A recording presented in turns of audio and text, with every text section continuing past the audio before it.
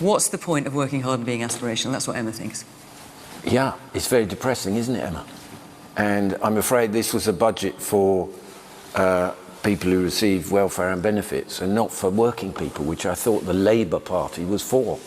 The truth is they've increased taxes, they are increasing debt, they're increasing unemployment, and things feel pretty bleak. I cannot remember a time in 40 years in business in this country where investors and entrepreneurs and employers are as demoralised as they are.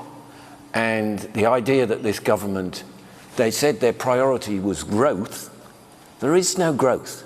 There's only spending and more borrowing and higher taxes and higher regulation. And this will not have a good ending. It's not how prosperous and happy societies become that way.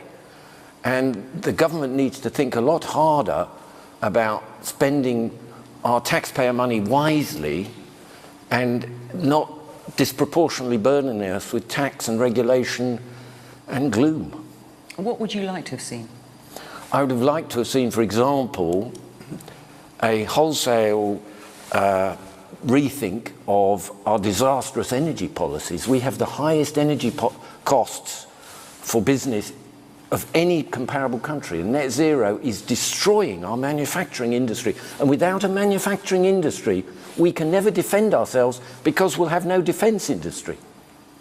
I dearly hope that Labour's new planning bill does transform the housing industry, because I've actually developed property and I know that getting even a modest development done takes years to get the planning, costs hundreds of thousands of pounds. But then also you have people like Parth saying, that's all and very well, but by I don't the want it around way, where I live. this entire issue involves society in some very difficult choices. A great deal of the problems in society at the moment are because the generations are not feeling the same thing about, for example, housing.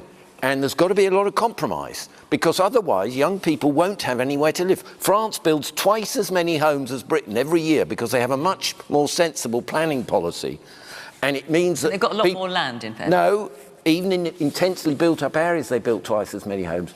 And it's because, you know, they understand that the next generation do need somewhere to live. And I think we can't be too selfish about preserving what we have in Aspic. If we want growth, housing is the single biggest engine to kickstart the economy. And I sincerely hope that this government's new planning bill has a real effect on that, because it will create jobs, it will generate economic activity, and it will benefit the younger generation. I've got a very short amount of time left, but the woman there in the glasses.